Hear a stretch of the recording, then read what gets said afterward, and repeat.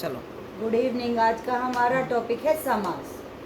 समास जो होता है दो शब्दों के मेल से होने वाले परिवर्तन को हम समास कहते हैं। मतलब उसे छोटा करना।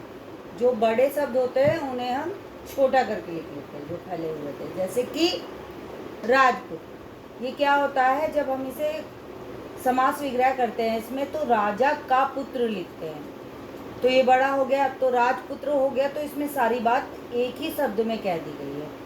ऐसे ही नीलकंठ, नीला है कंठ, तो यहाँ पर एक ही वर्ड में सारी बात कह दी गई है। इसी तरह समास के भेद भी होते हैं। जैसे तत्पुरुष समास, तत्पुरुष समास में जो पहला पद होता है वो गौण होता है और दूसरा पद हमेशा प्रधान होता है। मतलब दूसरे पद के बारे में बात की जा रही होती है, ना कि पहले पद के बारे में।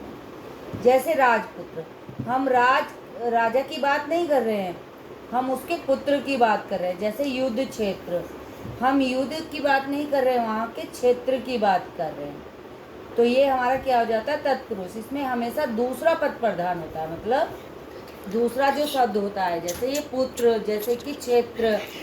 ऐसे ही हमारा दूसरा भेद है द्विगु समास। द्विगु समास हमेशा संख्यावाची, पहला पद संख्यावाची होता है।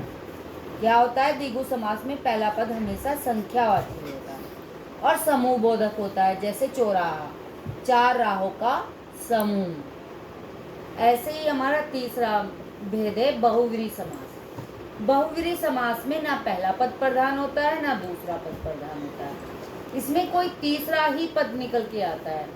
जैसे नीलकंठ, नीला है कंठ जिसका, अर्थात शिव।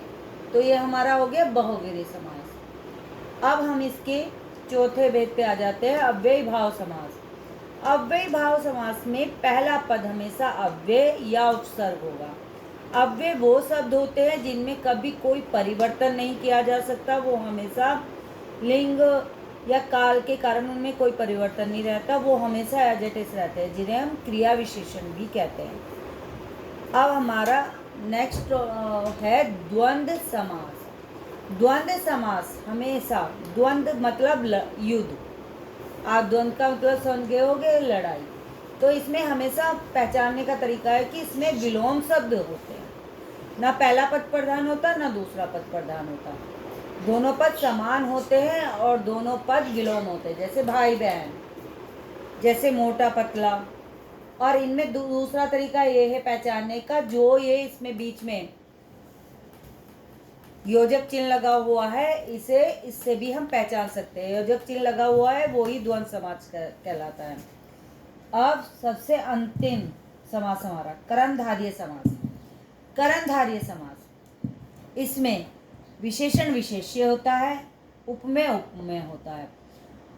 विशेषण विशेष्य, जहाँ जिस पद की विशेषता बताई जा रही है उसे विशेषण विशेष्य कहते हैं। जैसे नीलकंठ, नीला है जो कंठ, नीला है जो कंठ। कंठ कैसा है, कंठ क्या है, विशेष्य, और विशेषण क्या है उसका, नीला। कि कंठ कैसा है, नीला। नीला है जो कंठ, तो उसमें क्या आया, विशेषण विशेष्य है, इसलिए वो कर्मधारी हो गया। अब यहाँ पर इसी तरह से इसमें उपमेय उपमा, जैसे चंद्रमुखी, चांद के समान मुख वाली। जब हम किसी की किसी से तुलना करते हैं वो भी हमारा क्या आएगा, कर्मधारय समास में आएगा। धन्यवाद।